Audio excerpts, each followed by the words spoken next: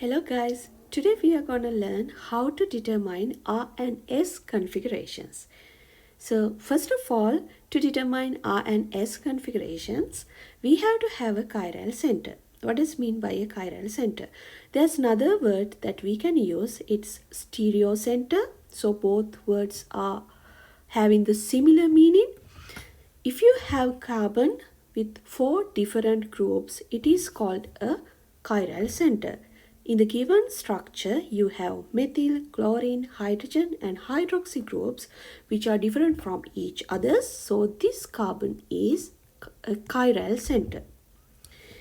So to determine R and S configurations, first of all, we have to give numbers to our groups depending on their masses. So what we do now is we have to assign the priorities based on their atomic masses.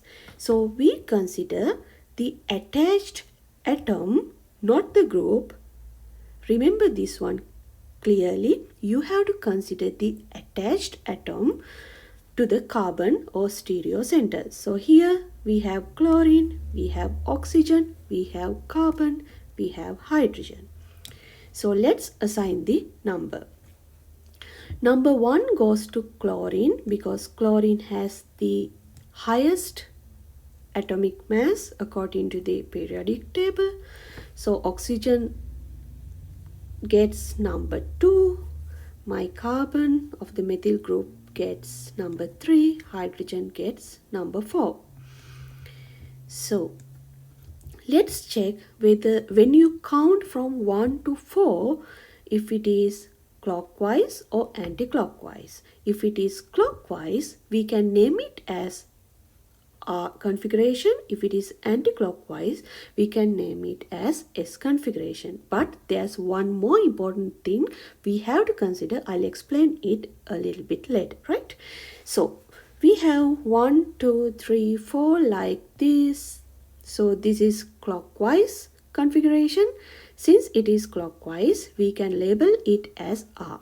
Before we write that R, we have to make sure one more important thing. That is, our hydrogen or lowest priority group is in back. That means it should be written as like this, using dashes, right?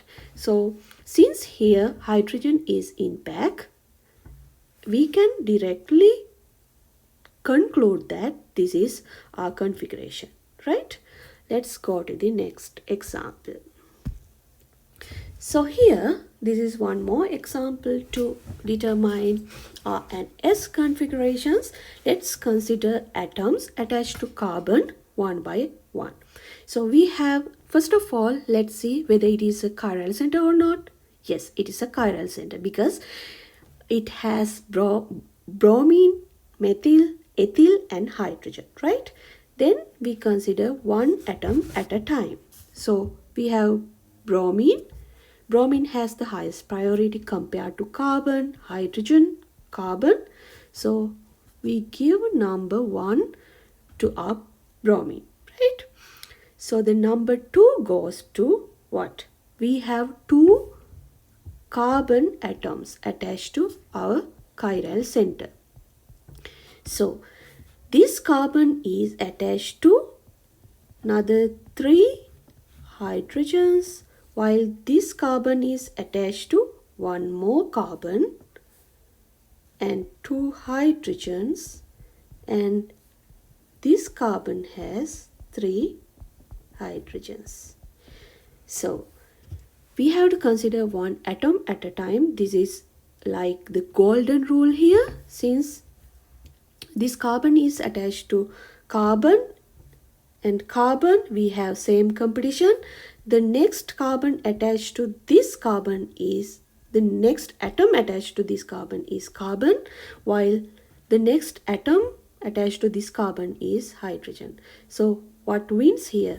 This group wins. So this has the highest priority next to our bromine. So this is number 2. This is number 3. Hydrogen gets number 4. Let's count from 1 to 4. 1, 2, 1, 2, 3 is there, that's fine, because when you go from 1 to 2, it is we can consider it as anti-clockwise.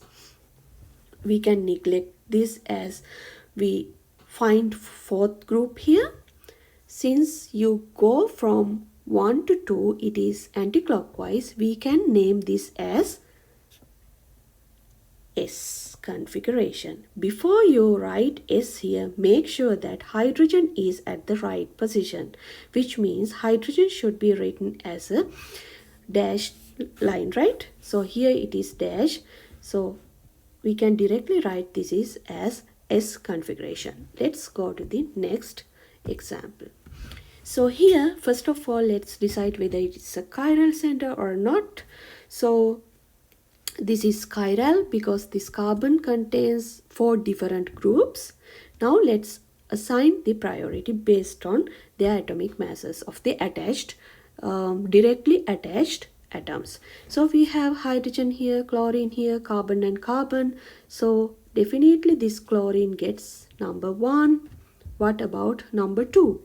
Now we have carbon here. We have carbon here, same competition. Let's go to the next atom. If we have multiple bonds like this, like I explained previous time, here we can write this as this carbon is attached to another carbon. This carbon is attached to another carbon, and another carbon. This carbon is attached to another hydrogen. So we write this for our convenience. Here carbon is attached to oxygen, one more oxygen and one more hydrogen. So these are the groups that we have to consider. Let's consider one atom at a time. So this chiral carbon is attached to my carbon here, same competition. Next atom attached to this carbon is carbon again, here oxygen. What has the highest atomic number? Definitely oxygen. So this whole group gets number 2. This is number 3. This is number 4. Let's check whether when we count from 1 to 4 whether it is clockwise or anti-clockwise. 1, 2, 3, 4. So it is clockwise. So 1, 2, 3, 4 clockwise. Can you write it as R? Can you write? No, this is incorrect. Why?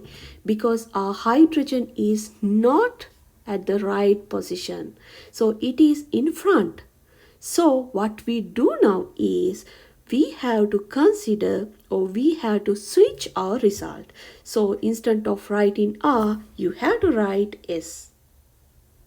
So this is the answer. This is the right configuration because this hydrogen should be written as dash. So it is not dash, it is in front. So we have to switch our answer, right? So I hope you guys understood everything very clearly. Thank you.